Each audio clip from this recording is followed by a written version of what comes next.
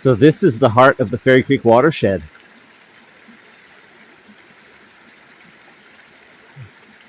I've never seen a concentration of ancient trees like this, and I've been living on the west coast for a long time. In eastern Canada, where I come from, very well, I've never seen anything like this anywhere close to centers of population. And we can understand that perhaps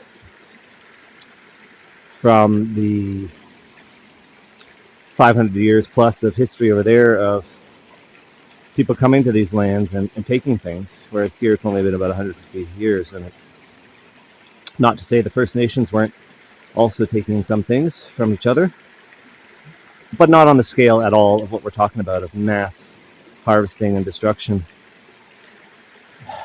at least as far as we know.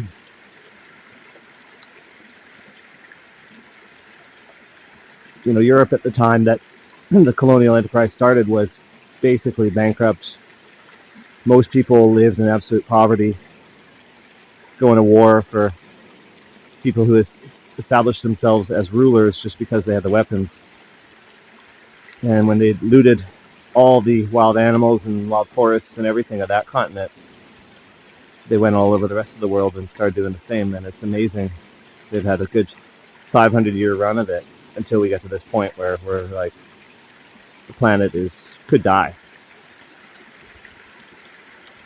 And everyone's got a different opinion on climate change, but something to consider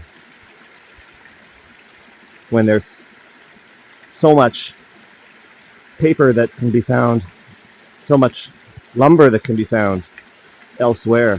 Some of these old trees were literally turned into toilet paper. They're irreplaceable.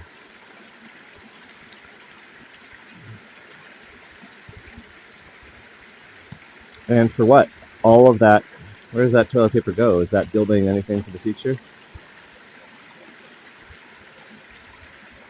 It's letting us get by, I guess, you know, our daily trip to the toilet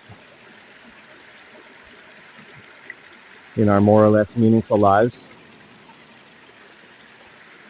Most of us in debt to the people who control all this and sell us things back. Not really much different than 500 years ago in Europe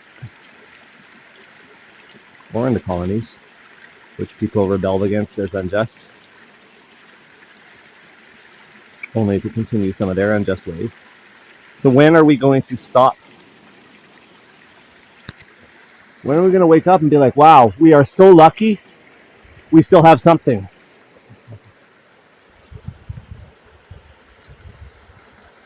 When are we going to stop and say, you know what? We got way more stuff than we need at home. In the grocery store, half that stuff never gets bought. It just gets sent back to a distributor, and people are making money on the transportation of it and the processing of it, and it gets destroyed, and stocks of food literally get burned to keep the prices high, to keep everything running. But as you know, intuitively, it can't last that way forever.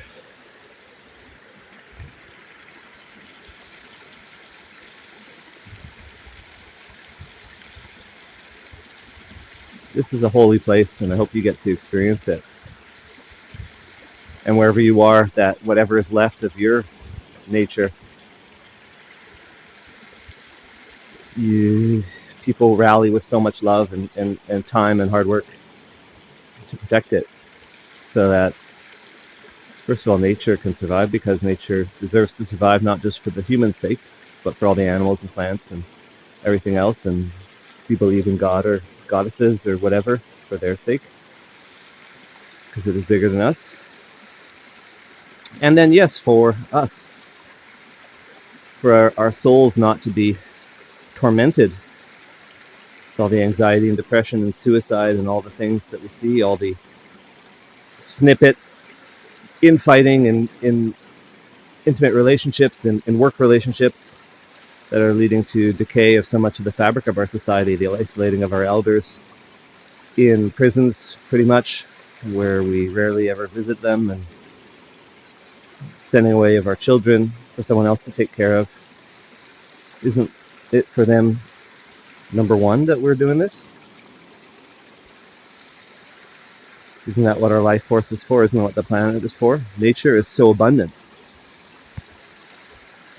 Think of one tomato that you have in your hand. It's got how many seeds? 100? 100 tomato plants, 10 tomatoes each. That's 1,000 tomatoes from one tomato. If you care for it right. That's nature. Thank you for sharing this journey, and we hope that this will stand forever and that you get to visit it here in Fairy Creek on the west coast of Vancouver Island in Canada. We hope that will be Indigenous guides taking you here, reinfusing your life with inspiration, remembering what it's all worth, where we all come from, and learning from you all the love and the skills and the intelligence that you bring, stories from your home and from your culture.